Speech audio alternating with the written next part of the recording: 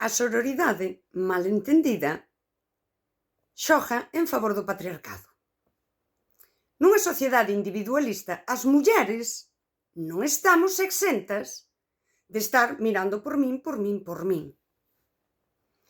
Cando ti entras a calquera cousa, que se fala tanto, és unha privilexiada,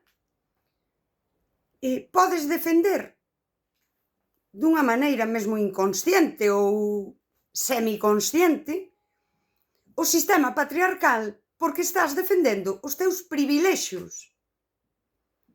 E aí sí que temos un problema de clase. E as propias mulleres, e aquí a esquerda galega é un grande exemplo, exclúen as mulleres con pensamento feminista e de clase. Bueno, é que sempre vai ir unido, non? Elas mesmas a exclúen para defender os seus privilexios. Eu agora xa estou aquí, todo máis. Cando os partidos colocan líderes que son mulleres e hai un discurso de sororidade que como é muller non sei que, podemos caer en estar votando unha muller que se coloca aí defendendo os seus privilexios dentro dun sistema patriarcal, logo defendendo o patriarcado dunha maneira ou doutra. E pode ter un discurso, aí hai cinismo ilustrado canto queiras, un discurso moi feminista, unha chapa e ir ca súa bandeira e ao mesmo tempo dicir, mira, ben me vai así.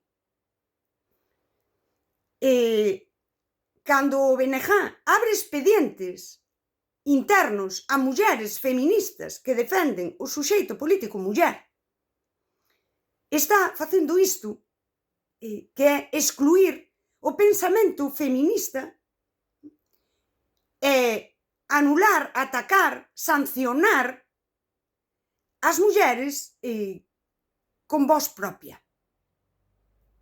E iso é patriarcado puro e duro. E iso é sempre ese ataque ás mulleres libres que pensan libremente e queren ocupar lugares na sociedade onde poder falar libremente. A veces errarán en pequenas cousas, como erran os homes, como erramos todas as persoas. Pero eses correctivos, ademais, van para todas. Iso di a calquera de vós que cuestione este mandado que colleu o partido que colleu a esquerda, pode pasarlle isto. Vai quedar fora. As mulleres que somos críticas, que temos voz, eu vou falar en Galicia, que é onde eu vivo, estamos á marxe unha vez máis. Estamos á marxe, estamos sinaladas. Sacrificamos eu persoalmente, sen grandes privilexios e ao mesmo tempo con moitos, sacrifiquei mesmo na miña vida laboral por defender as ideas. Pero hai mulleres que están aí, que non o fan, que non falan de alto, que non se xuntan dentro das organizacións para colocar o seu discurso e a súa voz. Miran polos seus privilexios inmediatos. Daquela, iso non é feminismo. Cando o BNG pon unha muller, pona no Parlamento a defender que se aplique un protocolo misóxino nas escolas, esa muller non ten voz propia e non ten discurso feminista. Dame igual que sexa unha muller, porque o é. Eu sei que ela sí é unha muller. Un suxeito político. Cando, ademais, se comeza a aplicar ese protocolo nas escolas, maiormente son as mestras e profesoras desde un rol que asumen por crianza, por educación, de coidados, as que coidan de que as nenas que non son ben femininas transicionen e abren protocolos. Que os nenos que non son suficientemente nenos se lle abran protocolos e cuestionan a identidade das nosas nenas e dos nosos nenos baseándose en estereotipos e roles de xénero e fano maiormente mestras e profesoras abandeiradas de unha ideoloxía das identidades que é misóxina e homófoba. Esas mulleres non están no meu equipo e vounas sinalar sempre. O feminismo non é un tema de identidade. O feminismo é un problema social e político. Transformalo nun problema identitario é volver deixar as mulleres aí descolgadas. Ti saberás que faz. Dicir que muller é o que sintes é como dicir que te violaron porque levabas unha minisaia. Salvando as distancias é exactamente o mesmo. O problema telo ti.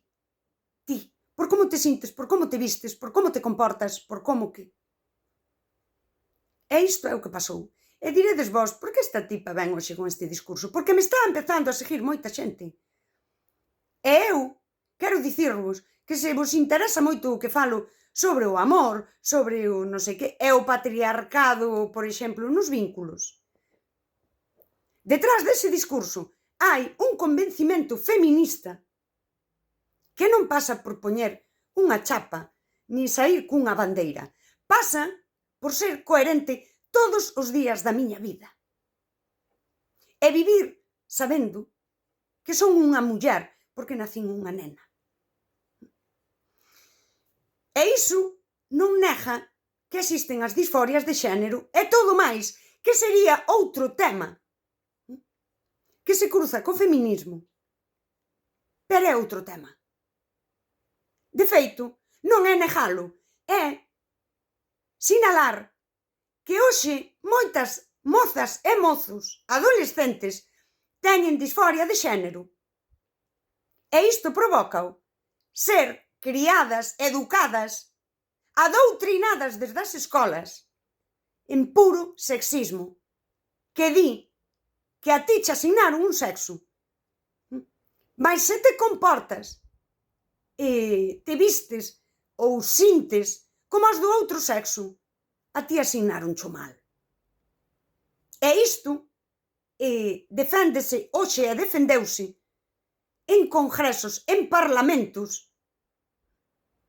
como se iso fixese algún sentido, que non o fai. Así que quen queira deixar de seguir, que deixe de seguir. Quen veña a insultar, voulle borrar o comentario. Non veño eu debater se a terra é plana ou redonda. E non veño debater se o sexo é binario ou non binario, porque é binario. Isto é bioloxía de primaria. E despois podemos falar de moitas cousas que ocorren de arredor do sexo. A principal, o xénero, máis aló de como te vistes. Ten que ver con que rol asumes en sociedade. As mulleres da esquerda galega que se abandeiraron do queer nunha identidade política totalmente superficial non son feministas.